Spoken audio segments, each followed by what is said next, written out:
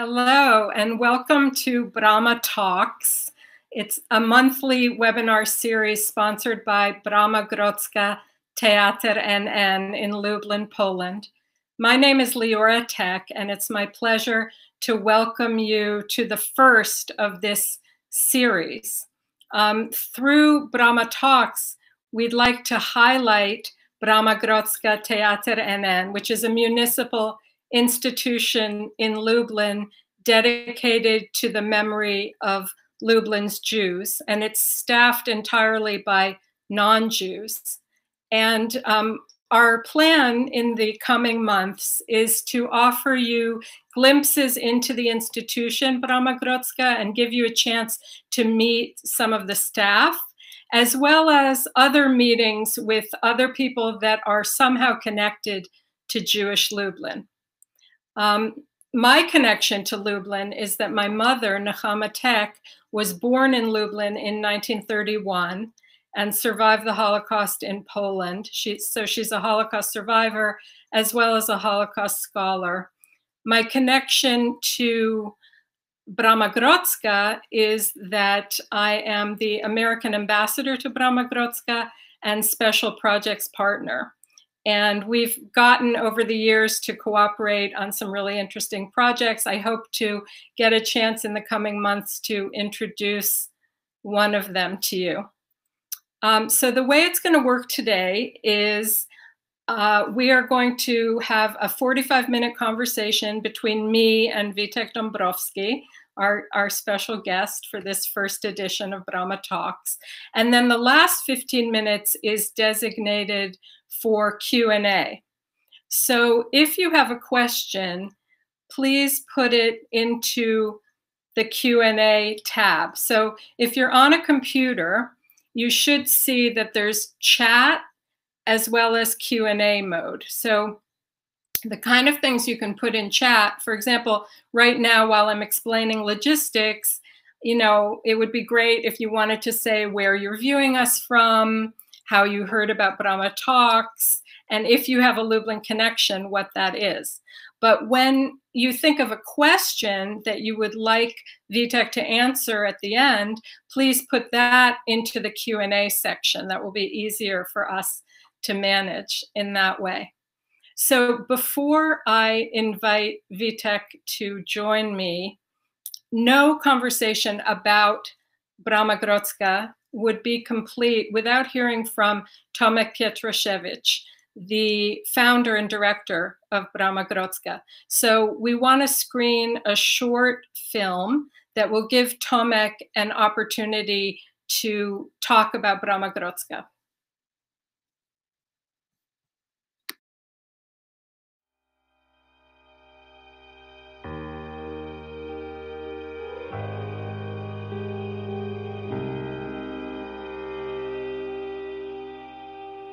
Czasami zdarza się, że spotkanie z jakąś osobą odmienia nasze życie. Ale zdarza się również, że spotkanie z miejscem może zmienić wszystko w naszym życiu. Dla mnie takim miejscem stała się Brama Grodzka. Jej historia związana była z historią lubelskiego miasta żydowskiego. Gdy na początku lat 90. wszedłem do tej bramy, nie byłem świadom tego, że olbrzymia pusta przestrzeń po jednej stronie bramy ukrywa pamięć po mieście żydowskim.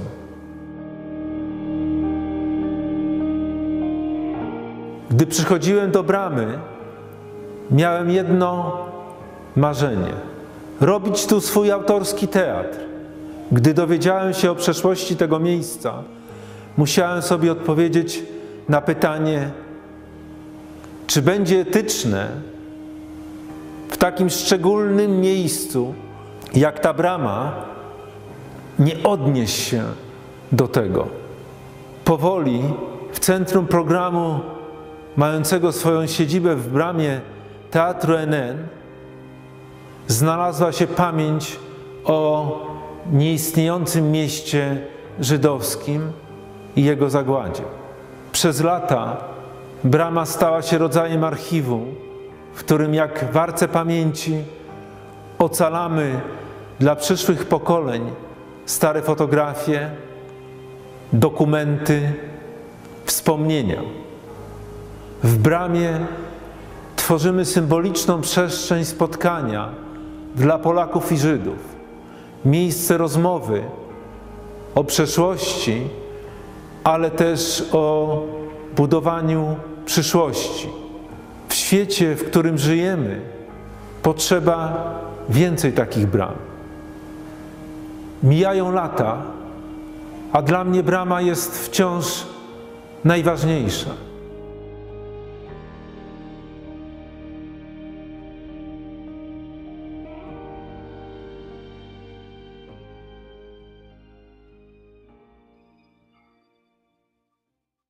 I really resonate with what Tomek said about how the meeting with a place can change your life. For me, it was the meeting of the place, Brama Grodzka, for the first time in 2005, but also very much the meeting with the people, Tomek and Vitek, and getting to know them really caused me to change the whole direction of my life, create an organization called Bridge to Poland, and focus on non-Jewish rescue of Jewish memory in Poland.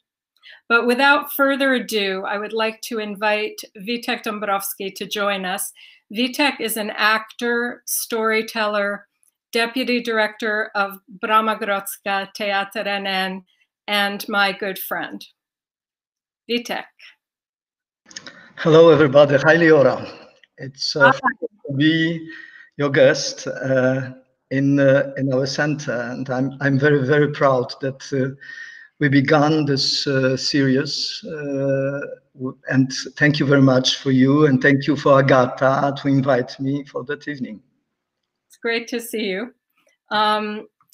So before we get into some of the more specifics about what Brama Grodzka does, you know, there are some people on this webinar who are very familiar with Brama Grodzka, but there are others who this is maybe their first encounter. And these words, you know, Brama Grodzka, Teatr NN, it can sound very confusing. The translation is, you know, usually Grodzka Gate and then Theater Center. I know I refer to it as Brama Grodzka. You, when we're speaking English, you usually say the gate. But could you break down for people like what those different components mean? Brama Grodzka, Teatr NN. Brama is the gate. But very special. I think, in my opinion, in the world exists only one gate, and this is this gate, which was the passage between two different towns in one town, Lublin, from the middle of 15th century. The gate, from one side there was the Christian town, and from the other side was a Jewish town.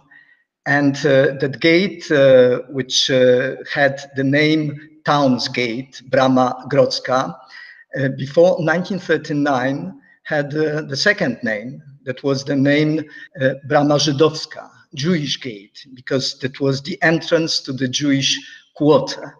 In Lublin used to live generations of Jews, and they created the power of Lublin together with non-Jewish Christian people.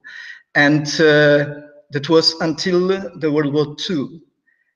From the other side of the gate existed very, very special, powerful town with streets, houses, synagogues, shops, but mostly with the people, Jewish people. And that was 1/3 of whole of the population of Lubliners, 43,000 in 30s, just before the World War II. And during the Holocaust, after the extermination of the people, Germans exterminated that Jewish town. Not only people, but even that Jewish town, streets, houses, synagogues.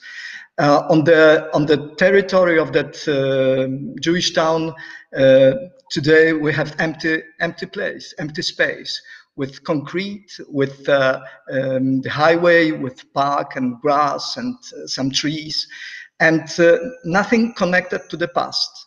And you know, today this gate, which is one in the world, this gate is a passage between life, which still exists in the former Christian town, which is now just the old town, and the empty space. And this is the passage between life and the emptiness, between life and death, between light and darkness. And this is the first meaning of our name. And the second meaning is teatr, an N. As you heard, Tomek Pietrasiewicz, we came because me, like Tomek, I'm dinosaur. I was the member of that group which came to the gate to create the theater. And we wanted to make the theater, just the performances, theater performances.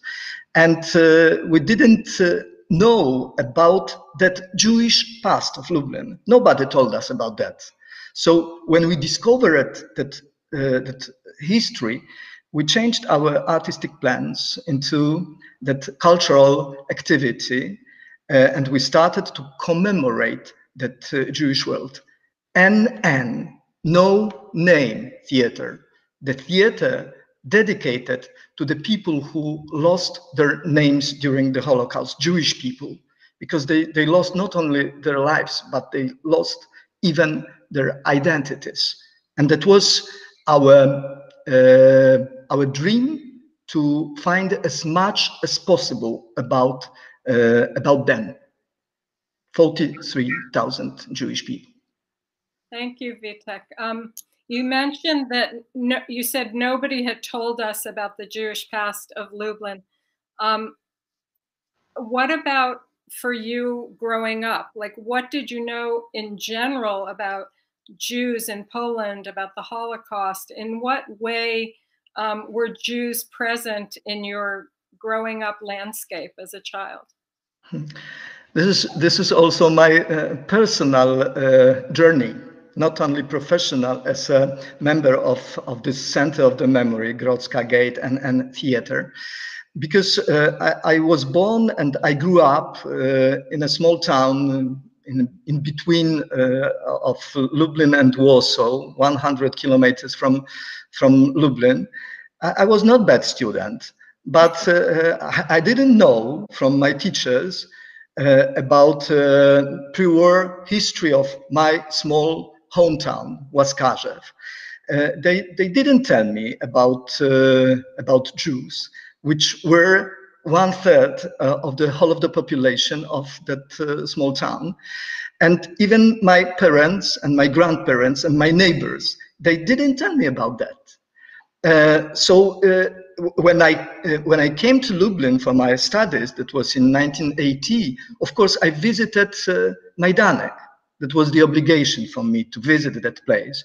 And I saw the information about 49 nations which died in the concentration and death camp Majdanek. The Greeks, Netherlands, Russians, Belarusians, Poles, and other nations.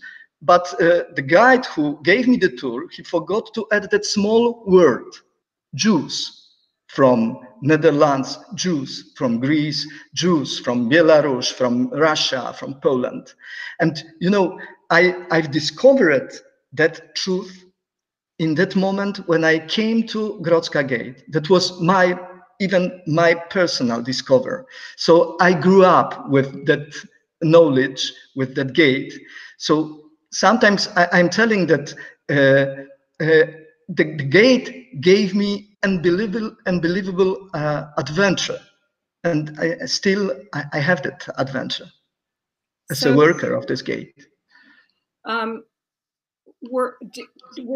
Was Jew like a part of the language at all when you were growing up? I mean, were there expressions using the word Jew, or? Unfortunately, that wasn't good meaning of the word when I was a child. I remember, I think I told you that when we play table tennis, for example, and when the ball was on the, I don't know how to say, on the place which is that, you know, the top of the table, and that was very crazy ball, we said, oh, I gave you a Jew.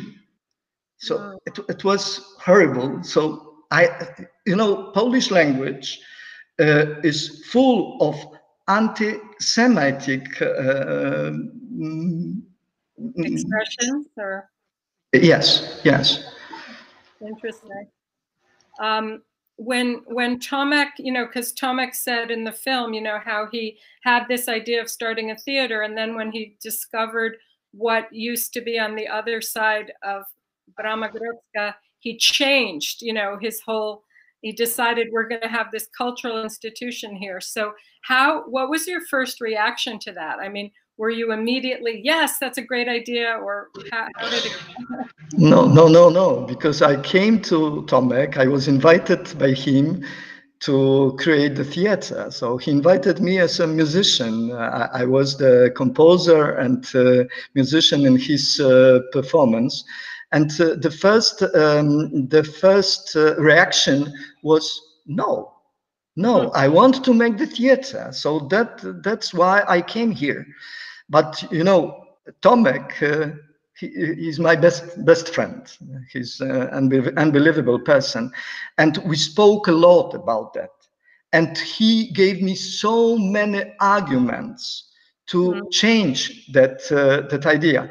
And after almost 30 years from that moment, I'm very happy that I'm doing what I'm doing here, because it's not just a job.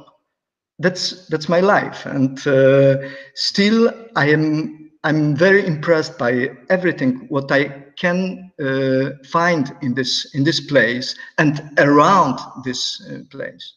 I know that people who know you and would probably be surprised to hear that it wasn't always a part of your life, because you have called yourself a goy mit a Yiddische neshama, a Gentile with a Jewish soul. And I think when I heard that, I really felt like it was true, after seeing your performances, which we'll get into in a minute.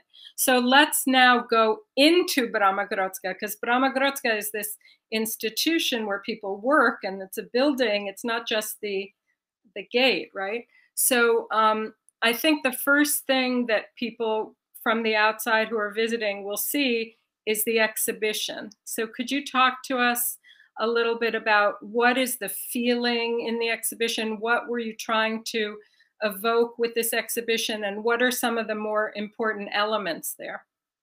Yeah, so when we started our activity, when we started to search for documents, for photographs, for the testimonies by the witness in this gate, we had a dream to create the permanent exhibition. And I think that was the middle of the 90s when we started with that exhibition. That was a different exhibition than current, but we presented here the pictures, the documents, and from 1999 model of the former Jewish Lublin, and also some fragments of the testimonies, the voices, sounds. So when you are coming to the gate, you can feel like in a pre-war Jewish Lublin, with the sounds, with the pictures, with the models, with some plans of that Jewish town.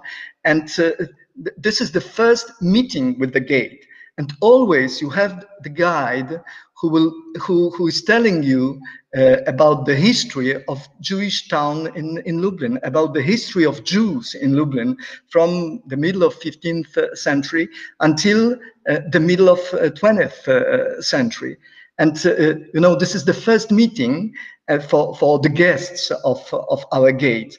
And then if somebody wants to have more, we could continue that meeting and to give much more information about us. So on the exhibition, we present and the histories of the buildings, of the streets, of the squares, which some of them still exist, or some of them they were destroyed during the World War II. And we inform also the people about residents of Lublin, Jewish residents. So the whole concept of that exhibition was created by Tomek Pietrasiewicz, who is not only the director of the gate, but he's also the leader, and he's the real and founder and the real leader of our center. And a few years ago, he decided to put into other objects 43,000 files of the Jewish people, the residents of Lublin. 43,000, I have to repeat, 43,000 Jews used to live in pre-war Lublin. So it's in a symbolic way, this is the presentation of 43,000 residents, about every single resident of Lublin on that exhibition. Yeah, and so how much, can you share with us how much information exists? Do you have everybody's name? Do you have information about everybody? No. Unfortunately, no, because we have the information, a lot of information only about some small part of them.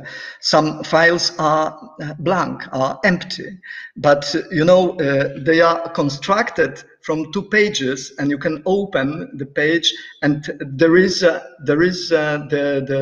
information that you can put in between of those 2 pages, some information about the men who we are searching about his history. Yeah, and so you also have on the internet even more information, right? If people want to look up. Yes, fortunately, internet, especially this time, gives us the opportunity to present all our documents, all collections and pictures and testimonies, everything what you can find even more in internet than on our exhibition. So you have to visit our website. For those who are watching us, my suggestion, please visit our website, because you will find much more than when you could come and visit the gate. Yeah, and we hope to have one of these Brama Talks dedicated to the website, so people can get some help with navigating. For me, I'd like to say, as a descendant of Lublin Jews, that the 43,000 project is really important. You know, this idea that Tomek had of giving a place to every person, even the people whose names we don't know, and also giving a place to this whole lost community that should exist but doesn't. So it's really important for us, what we call Lubliners, you know, descendants of Lublin Jews. So we saw earlier a photograph, maybe Agata can bring it back, that showed like 3 different things. It was the notebooks, the pictures, and yeah, this photograph. Can you talk about, you see on the bottom notebooks and then photographs and then some of the 43,000 folders. Can you tell us a little about those other 2 elements, the notebooks and the photographs? So that presentation of notebooks is a presentation of every single address from pre-war Jewish Lublin. There are the information about the owners, about the architect, about the numbers of floors, of storages, and also the information about the residents. And you could find in that files the information, for example, about the number of residents, men, women, children, and even you could find the information that in some huge buildings used to live together and Jews and non-Jews. So that Jewish quarter was the poorest part of pre-war Lublin, and you know, the poor people, they live together in that not the best conditions. And there are also the pictures from pre-war period, and always that collection, the last picture in that collection is a current situation. So you see the empty space where it used to be the building, the address, with the people, with the rooms, bedrooms, corridors, and you have to imagine whole that world. And then what about, oh, well, actually, let me ask you about this. Are those notebooks only for the streets that were in the Jewish side of the gate, or are they both sides and just the old town? Do they go beyond the old town? How wide? So this is the very big space, and the former Jewish town and the former non-Jewish town. So we can compare those situations. So we can present the buildings from a lot of streets, and our dream is to present as much as possible from that pre-war Lublin. Not only Jewish, but you know that vicinity, and to understand phenomenon of that Jewish town. Okay, thanks. Vitek, can you share with the audience something about the photographs, the collection of photographs? That's unbelievable. It's a kind of the miracle, because we present on our exhibition the collection which we found, which we discovered almost 8 years ago during the renovation in some building in the center of the old town, the former Christian town. The workers in the attic, they have found the piece of the glasses, and there were the negatives on the glass taken by the Jewish photographer, and his name was Abraham Zilberberg, and that's the collection presented the people, mostly the people, from 1914 till 1939, 25 years of the history of Lublin, of the people of Lublin. Mostly he photographed Jews, and we have individuals and the people, families, and also the groups of the people. And we, of course, immediately when we found that collection, we put all of them into internet, and we asked the people to maybe they could find some relatives on those photos, and we have, but only 20, maybe 20 something feedbacks that they have found somebody on those pictures. But you know, the collection is unbelievable. We present that collection, and you can also find that collection on our website. All of those 2,700 pictures, unbelievable. I have to repeat, it's a kind of miracle. Yeah, and my understanding is that some are obviously of Jews, you know, either because of the way they're dressed, or if they're like, there's Yiddish underneath or something. Some are obviously of Christians, like First Communion, and then some we just don't know, right? Yes, yes, Yeah. It's true. Okay, so what I'd love to ask you about the oral history, how Brama Grodzka got started taking oral histories, and how important that is to the institution. So I think that this is one of the most important projects. Pictures, of course, to find as much as possible from the history, but to ask the witness. And we understood, I think that was in the middle of 90s, we understood that we are obligated to ask those who remember about their memory and about Jewish residents and the view of Jewish town. And we have thousands of hours of the people. Some of them, they passed away because we started, as I said, 25 years ago, that project. And we were looking for them not only in Lublin, not only in Poland, but we went with the microphone, with the camera to Israel, to the United States, to Sweden, to Denmark, to Great Britain, to France. And, you know, this is the kind of the basement, those materials, those collections of the oral testimonies and pictures to create educational and artistic projects. So, okay, Tomek, he's got an unbelievable imagination, but, you know, we need that material, and this is the material. On this material, we create the whole our activity. Great. And we did see a photograph before of the part of the exhibition that includes some testimonies where you can actually flip switches and hear some of those fragments, right? Mm-hmm. Yes. Okay, well, no discussion with you, Vitek, about the work of Brama Grodzka would be complete without talking about the theater aspect, because you are the resident actor. It's the one actor theater, right?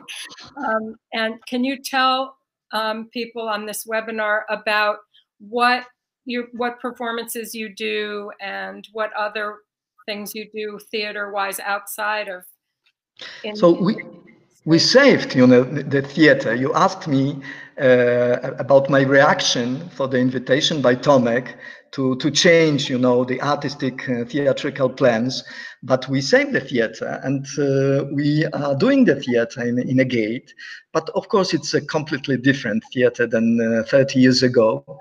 This is the theater with me as a storyteller and some musicians. They assist me, sometimes one, sometimes two, three musicians, and I'm telling the stories, real stories, given to us by the Holocaust survivor, by Righteous Among the Nations, by the witness, and we are giving also the stories written by Itzhak Bashevis Zinger, who is for me not only, you know, the novelist, but also very important for Lublin and Lublin's regional writer. He discovered for us, for the readers all over the world, he discovered the places which were forgotten. Kraśnik, Tyszowce, Kock, Piaski, Krasnobród, a lot of small towns where used to live Jewish people, and he described about the Jewish tradition, about everyday life, about holidays, Jewish holidays. And I'm telling on the stage those stories, and they give me the kind of fun, and I believe that they give also fun for the audience, and also they give the kind of the questions and the impression from that Jewish world, which doesn't exist anymore, exists only in the literature, Zinger's literature and some other writers, but he's the best. The first of all, he's the author of the famous book about Lublin, Magician of Lublin, and so that's we are very, very honored by him. You said that he's an important part of the Jewish history, but also the history of the region. Yes. So that makes me think about, you know, this question of how much do you feel that the Jewish past of Lublin or of Poland is part of your own past? How much is that your history, or how much are you remembering somebody else's history? So we have to watch two sides. The first, of course, this is the pre-war period and the kind of Yiddish land, Lublin's region, the land with Yiddish language, with Yiddish tradition, Jewish tradition, and a lot of small towns. But from the other side, this is also the region where the Holocaust was realized. Look, Majdanek, Sobibór, Bełżec, and the smaller camps, labor camps, in so many towns, and that tragedy of the residents of those small towns. Sometimes 1/3 of the whole population, sometimes half of the whole population disappeared. And you know, the locals, they forgot about their Jewish neighbors. Like this is the situation, like from my talk about my hometown Łaskarzew. You know, my parents, my grandparents, my teachers, they didn't tell me about their Jewish neighbors. And still that situation exists. So locals, they don't care about that Jewish heritage, which is the part of the heritage of their hometowns. And the question is how to wake up them, what to do, what kind of tools use to inform them, to give that information. And this is also the kind of the challenge for us. And for the last 10 years, we organize the kind of the festival. We are going from town to town, day by day, with musicians, circus people, actors, dancers. We are going to those small towns with the stories written by Itzhak Bashevis Zinger, and we present for the audience, usually in the open air, in the marketplaces. We present the performances, and we'd like to shake them and to inform them about that Jewish past. It's a very, I think, still believe in it, that this is very interesting project, educational and artistic project. Yeah. Do you ever encounter any negative reactions, or does everybody just welcome you into these towns? Unfortunately, we have also negative feedback. I remember, maybe that was 2 years ago in one small town, the tourists, they came to me and they asked me why you do that. So it's not our history, it's Jewish history. And why you are talking about that? You organize such a festival about that. And I asked them, okay, so do you know something about the history of this place? Do you know about the Jewish community living in this place before the World War II? Do you know something about the mass execution of all of them, not far from here, only 2 kilometers, during the Holocaust? Do you know something about them?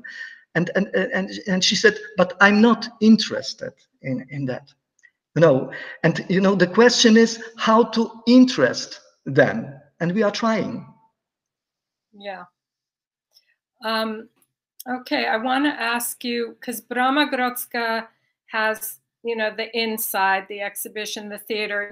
You talked about the following singers' traces, which is a going outside.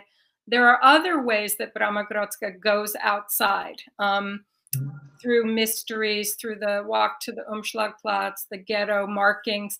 Can you talk about some of those different ways that Brama kind of goes out into the street?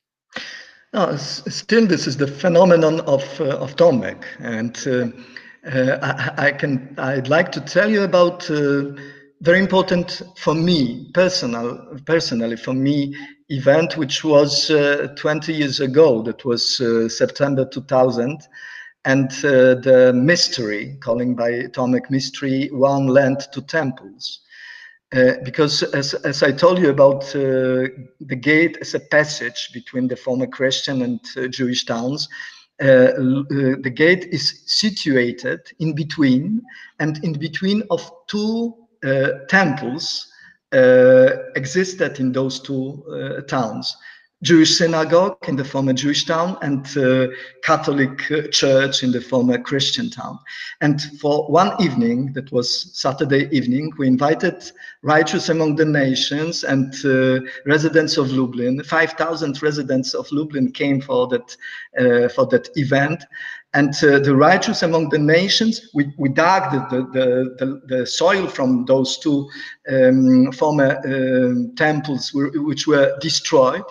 And we dug the soil, and the people, the righteous and Holocaust survivors, they transferred that soil from hands to hands, gave the testimonies, and at the end we created the kind of installation.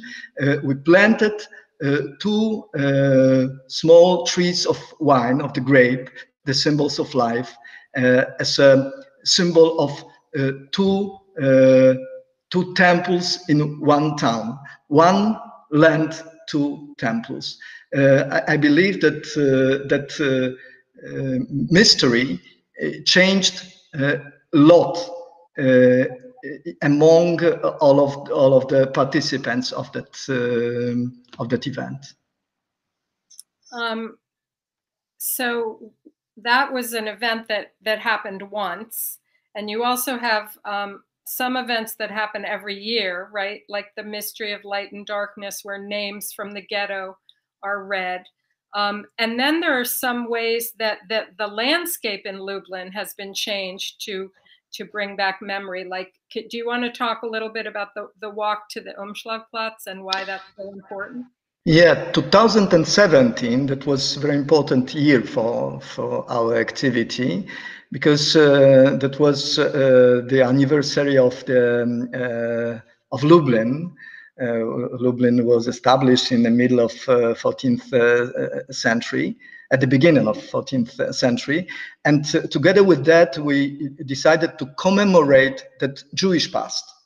And that in 2017, we created the boundaries of the ghetto, 43 stones implanted into the streets with the information that was the boundary of the ghetto, Jewish ghetto, never commemorated.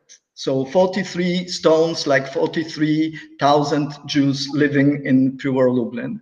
And another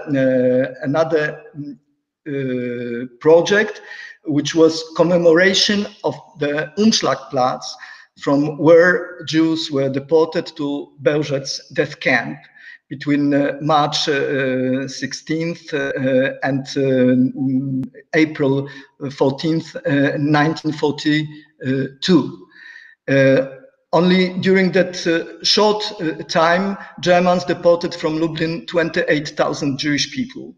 And 70 years that fact wasn't commemorated in Lublin.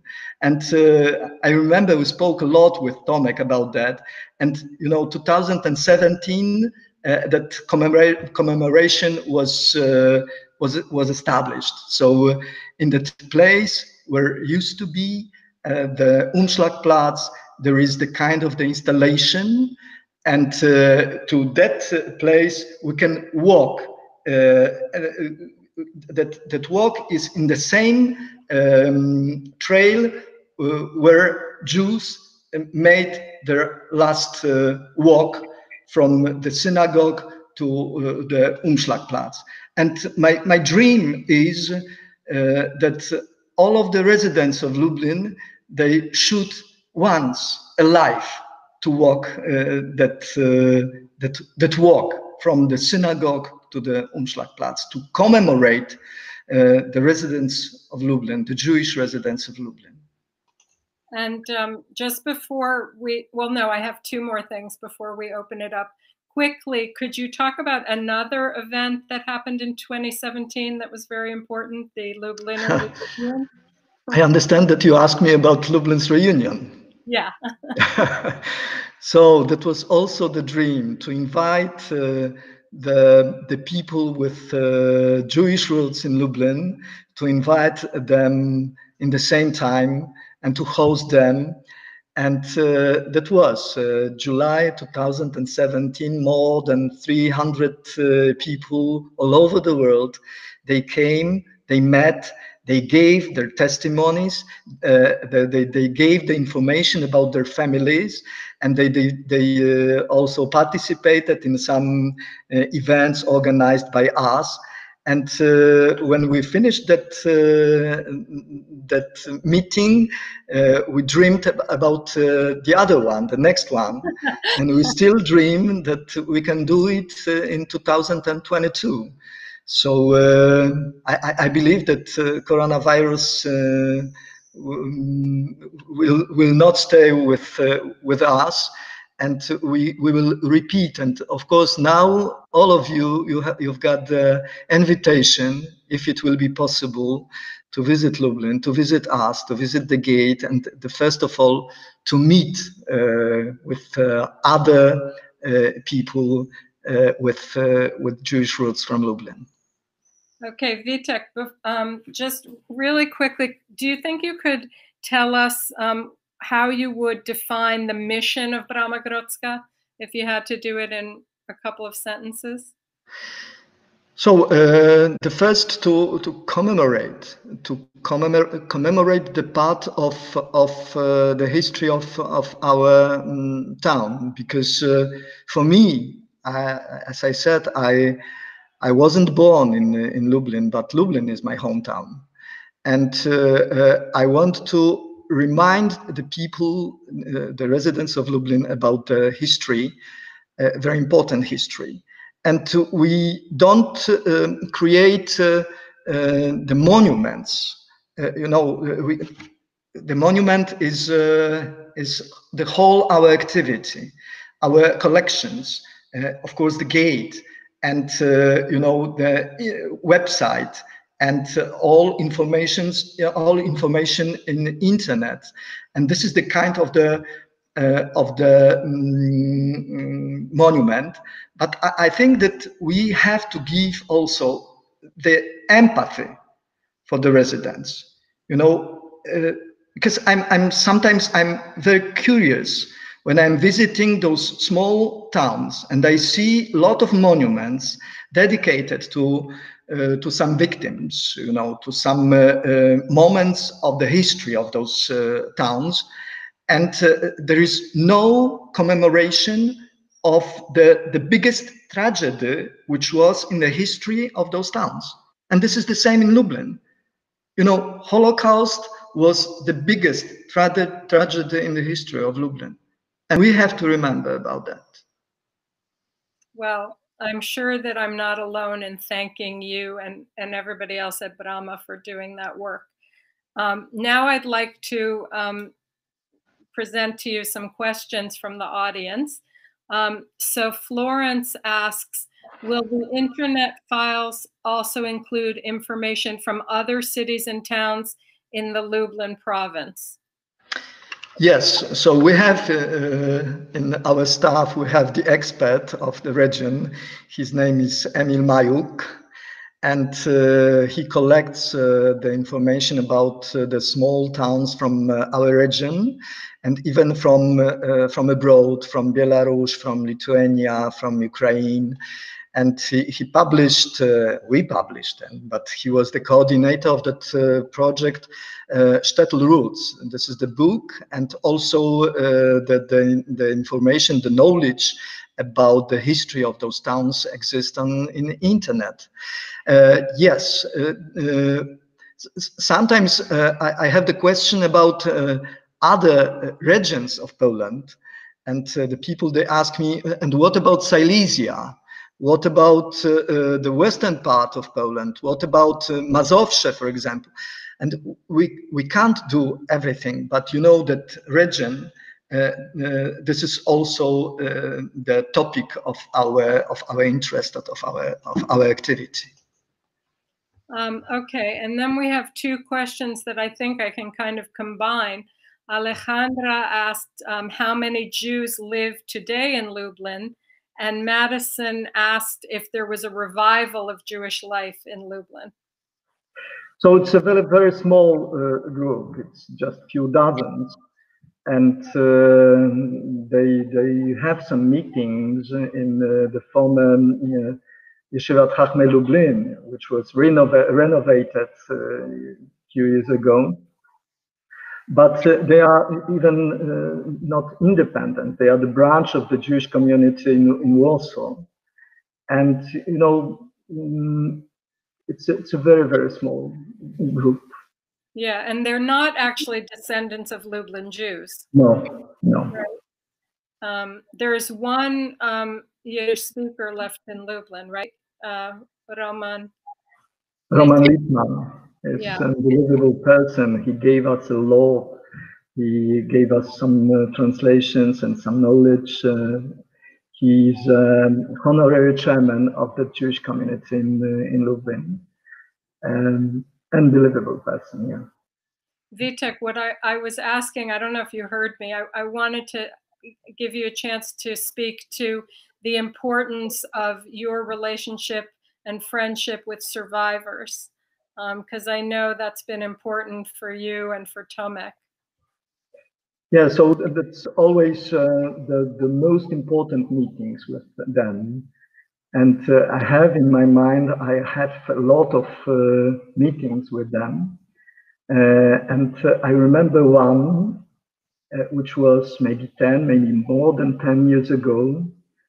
My friends from Łódź, they visited Brama, and they said that they have in Israel, they have a friend who was born in Lublin, Holocaust survivor, and they'd like to recommend the gate for her. And she gave me a call a few days, maybe a few weeks later, and she said in beautiful Polish, she said that she survived the war, her parents were killed,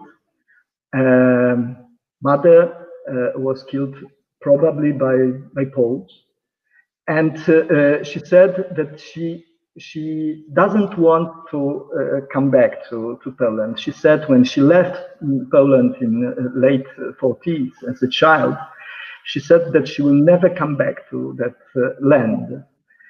And I told her that I'm waiting. And we spoke so many times, and she decided to come with her husband. And we spent a few beautiful days. Of course, we visited the places connected to her family life. And we visited, of course, Majdanek. I was the guide for them. And when she left Lublin, she told me with the tears in her eyes, I had tears in my eyes too. And she said, I'm very happy that I came. Thank you. And that was the best thank you which I've heard in my life. Yeah, because for a lot of people, it's there's so much pain and loss associated with Poland, and also there can be negative feelings about Poles, both from survivors and also children of survivors, right? Because if they're hearing the negative things, I know Tomek Cebulski says that sometimes it's even stronger in children of survivors because they don't have any of the good memories to balance the negative. Mm-hmm. Yeah. So may I tell you also the story? When we were in the Yad Vashem Institute, the big group from our center, 25 people, 2009, we have the bus driver. His name was Motl. And because I was the boss of that group, I was always the first in the bus before our lectures in Yad Vashem from the hotel. And I was the last leaving the bus when we finished our lectures in Yad Vashem. And we spoke a lot. And one day he told me, Vitek, you're a nice guy. So I'm very, very good cook. And I want to teach you Israeli kitchen, about Israeli kitchen, and you will open restaurant in Poland. and you will be very, very rich man. And I'd like to invite you to me, to my home for 1-2 weeks, and you will be the expert after that time. And I said, okay, Motul, so let's do that in a different way. I'd like to invite you to Poland, and you will teach me in Poland, and you will be my guest. And he said, no, Vitek, I can't, because I promised my grandma that my feet will never stand on Polish ground. And you have to respect that decision, which I gave to my grandma, the Holocaust survivor. Yeah, I understand. Mm-hmm. Well, Vitek, thank you so much for joining us today and for being the first guest of this series, Brama Talks. It was really informative and interesting, of course. I'm sure everybody here really appreciates it. And I also want to thank, of course, Tomek Pietraszewicz, because without him, there would be no Brama Grodzka at all. And a huge thank you to Agata Radkowska, who is the brains behind Brama Talks and was also doing all the technical stuff. And we wouldn't have Brama Talks without Agata. And last but not least, thank you to the audience for joining us, whether it's live or on the recording. We really appreciate that you are here. We had, such a bigger response than what we expected. And I want to share with you about our next program, our next Brama Talks. It's going to be on August 6th at the same time, 2 o'clock Eastern, United States, 8 p.m. Poland time.